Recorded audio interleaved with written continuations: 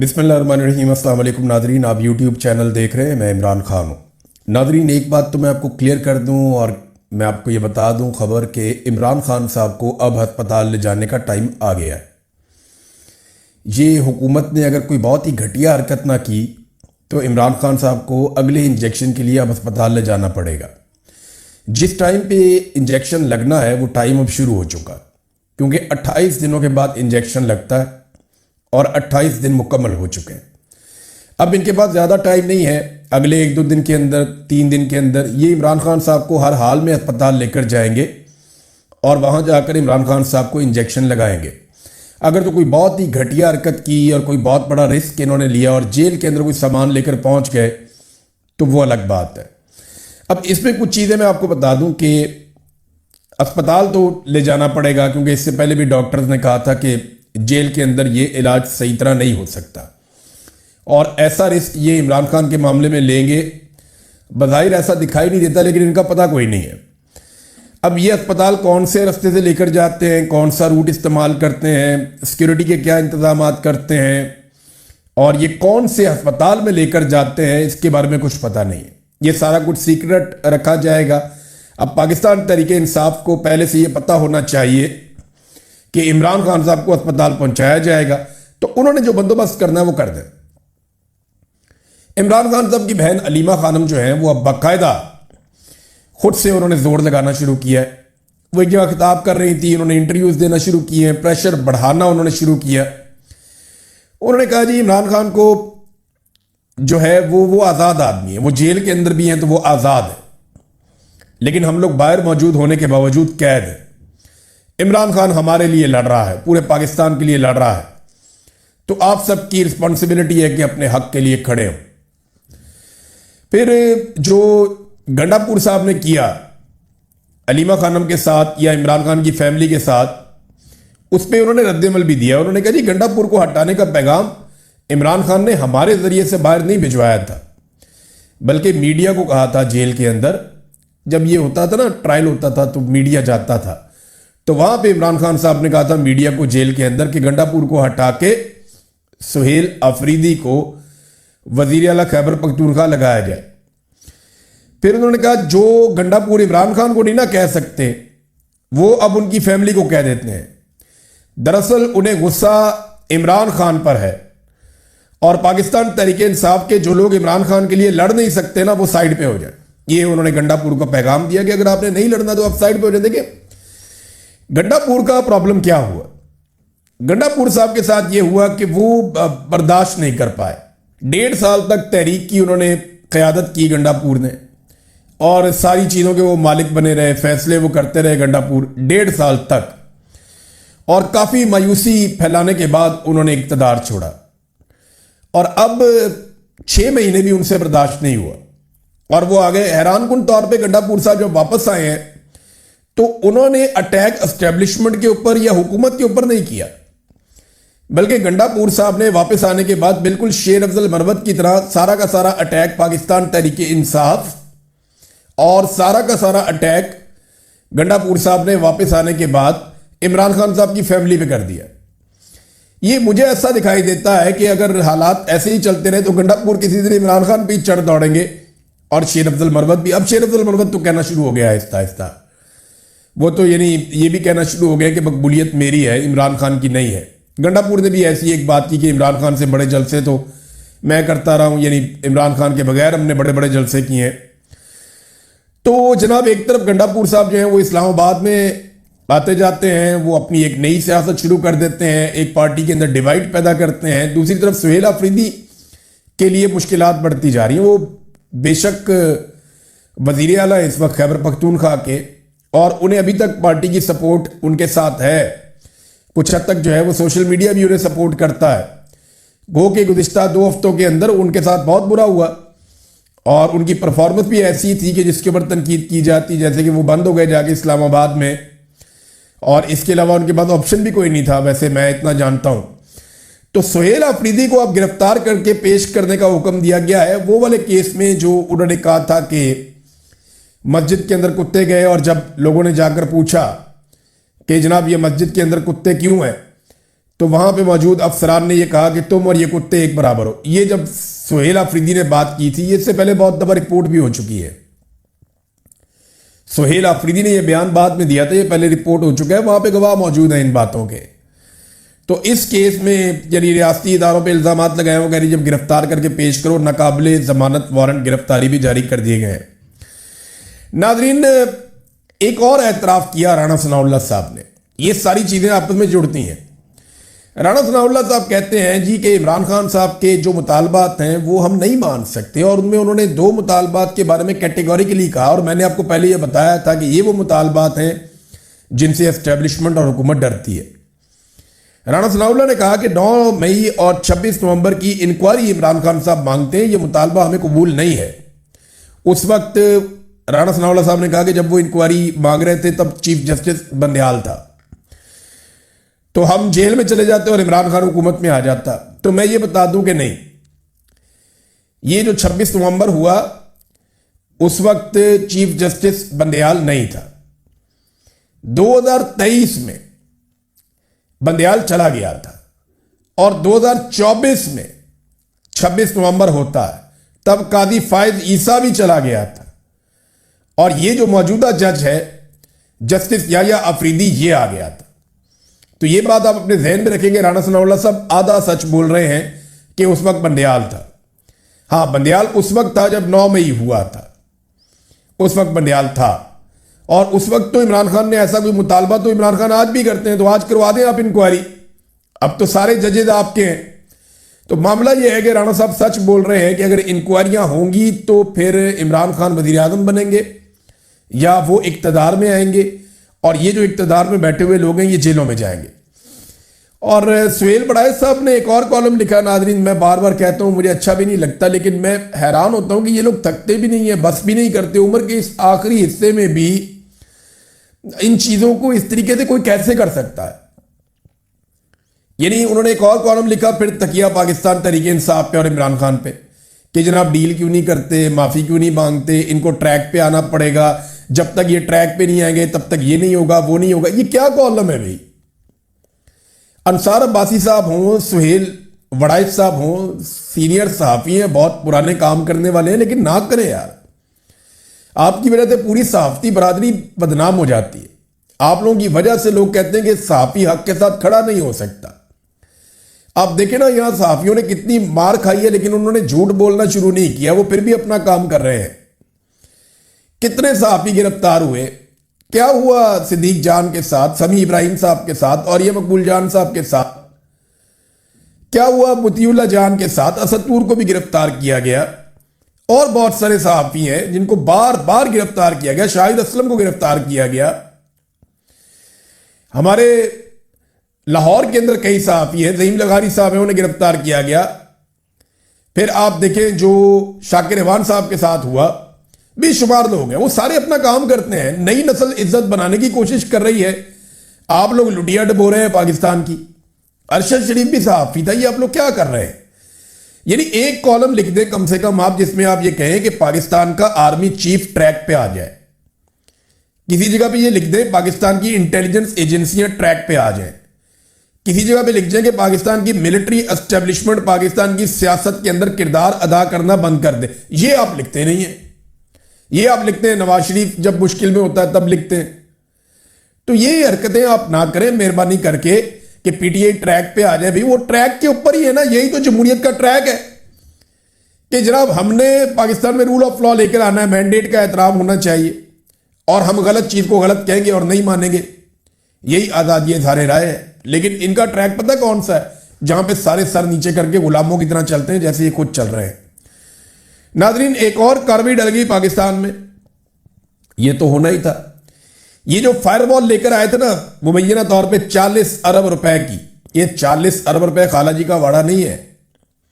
10 अरब dollar के अंदर पूरी एयरलाइन बेची है आपने। दुनिया की बड़ी एयरलाइन पीआईए 10 अरब में बेची है, 38 तैयारों समेत।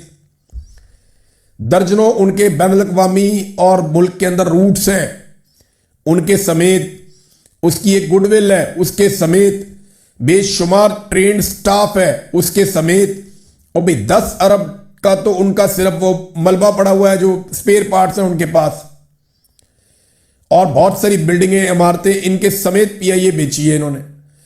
अब जब ये इन्होंने पीआईए बेची 10 अरब में, तो 40 अरब की इन्होंने फायरवॉल लगाई थी चाइना से लेकर, वो पाकिस्तान के सिस्टम में इंटीग्रेट ही नहीं की। और ये पहले दिन से जो टेक्निकल लोग थे वो बता रहे थे कि ये आप हरकत ना कीजिएगा, लेकिन क्योंकि कमीशन अच्छा मिलता है ना जिन सौदों में, वो सौदे हो जाते हैं। अब ये किया किसने? ये देखिए जर्नैलों की कार्रवाई। एक रिटायर्ड जर्नैल है जो पीटीए के हेड लगाए गए हैं, एक दो सर्विंग जर्नैल है जिन्होंने कंट्रोल करना है पाकिस्तान में बयानिए को, तो उनकी वजह से ये फायरवॉल आई थी। ये अरबों रुपया कौम का ये भी डूब गया। 40 अरब तो मुबैना तौर पे सीधा सीधा फायरवॉल में लगाया गया। अब कमीशन कितना है, सवाल कौन करेगा, कौन पूछेगा? नैब में केस बनेगा, कोई पूछेगा कि जनाब आपने फायरवॉल लगाई, 1.5 साल के बाद आपकी फारग हो गई, 1.5 साल आपने फायरवॉल लगाई, आपके सिस्टम के साथ इंटीग्रेट नहीं की, वो अरबों रुपए कौन वापस करेगा कौम को? ये सवाल कोई पूछेगा? कौन पूछेगा और कौन जवाब देगा? इंतहाई बेशर्मी है। और ये फायरवॉल लगाने की वजह से हुआ एक और काम, वो ये हुआ कि पाकिस्तान के अंदर जो फ्रीलांसर्स काम कर रहे थे और अरबों रुपए का काम कर रहे थे, उनका नुकसान हो गया और वो अपना काम उठाकर अपने दफातर पाकिस्तान से बाहर ले गए। अब वो जाके पाकिस्तान से बाहर बैठे हुए वहां काम कर रहे हैं, पैसा वहां पे आ रहा है। तो पाकिस्तान के अंदर जो पैसा आता था वो पैसा आना भी बंद हो गया, और जो फायरवॉल लगा के इन्होंने चीजें हासिल करनी थी वो भी नहीं कर पाए। हाँ, इनके पास इसका एक मुतबादल सिस्टम है, वो पहले से है, उसको इन्होंने एडवांस किया। उसके जरिए से ये रीच को रोकते हैं मुख्तलिफ यूट्यूब चैनल्स की, मुख्तलिफ वेबसाइट्स की, और पीटीए के जरिए से ब्लॉकिंग भी करते हैं। तो ये चीजें करते रहते हैं। लेकिन जो ये लेकर आए थे एक बहुत बड़ा ख्वाब देख करके हम बिल्कुल हर चीज को छन्नी कर देंगे, वो ये नहीं कर पाए, और फायरवॉल का प्रोजेक्ट पाकिस्तान के अरबों रुपए डबो कर फारिग हो गया। फ्रीलांसर्स पाकिस्तान से निकल गए, और ये इन्होंने आईटी का पाकिस्तान में बहुत बड़ा नुकसान भी कर दिया और पाकिस्तानियों का पैसा भी डबो दिया। पाकिस्तान को कौन कौन सी बड़ी कंपनियां छोड़ गई हैं, ये मैं आपको एक डाटा मेरे पास है, मैं आपके साथ शेयर करता हूं। नाज़रीन, 2022 में पाकिस्तान से कंपनियों के निकलने का सिलसिला शुरू होता है, और जो बड़ी कंपनियां पाकिस्तान को छोड़ गई हैं उसमें एक सुनाफी है, एक शेल पाकिस्तान है, एक बायर है, एक टेलीनॉर है, एक टोटल एनर्जीज है, एक एली लिली है। ये फार्मा कंपनी है, बहुत बड़ी थी। और इसके बाद वेट्रिक्स है, फिर लोटे है, फिर उसके बाद एक कंपनी माइक्रोसॉफ्ट टेक्नोलॉजी, वो पाकिस्तान को छोड़ गई 2025 में। फाइजर फार्मा है, 2024 में पाकिस्तान को छोड़ गई। क्रीम जो है, ऊबर जो है, ये दोनों पाकिस्तान को 2025 और 2024 में छोड़ गई। फिर गुल अहमद टेक्सटाइल है, 2024 के अंदर ये बंद हो गई। इसके बाद प्रॉक्टर एंड गैमल है, ये 2025 में बंद हो गई। और जिलेट ये 2025 में बंद हो गई। और यामाहा ये 2025 में, यामाहा मोटर्स ये भी 2025 में गई। और अब मित्सुबिशी कंपनी जो मोटर्स है वो पाकिस्तान में ये भी बंद हो गई। ये जनाब पाकिस्तान की मईशत के साथ इन्होंने किया। और इस वक्त पाकिस्तान का सिर्फ गर्दिशी कर्जा, ये हुकूमत की कारकर्दगी आपको बता रहा हूं। गैस की कीमतें इन्होंने कई गुना बढ़ा दी, बिजली की कीमतें इन्होंने कई गुना बढ़ा दी। कीमतें बढ़ाने के बावजूद आज जो गैस के ऊपर सिर्फ गर्दिशी कर्जा है ना, जो पैसा पाकिस्तानियों ने देना है, वो 3,283 अरब रुपया है। 3,283 अरब रुपया, ये जनाब आपने सिर्फ पैसा देना है गैस के ऊपर, ये आपके ऊपर कर्जा चढ़ा हुआ है। और इलेक्ट्रिसिटी के ऊपर भी लगभग कोई 2,000 से 2,500 अरब के बीच में ये वेरी करता रहता है। तो लगभग 5,500 अरब आपने सिर्फ देना है क्या, गर्दिशी कर्जा, गैस का और बिजली का। ये पाकिस्तान के साथ मौजूदा पाकिस्तानी हुक्मरानों ने किया। हालांकि जब ये गैस और बिजली की कीमतें बढ़ा रहे थे तो इनका दावा था कि अब हमें जो है वो गर्दिशी कर्जे से जान छुड़ानी पड़ेगी।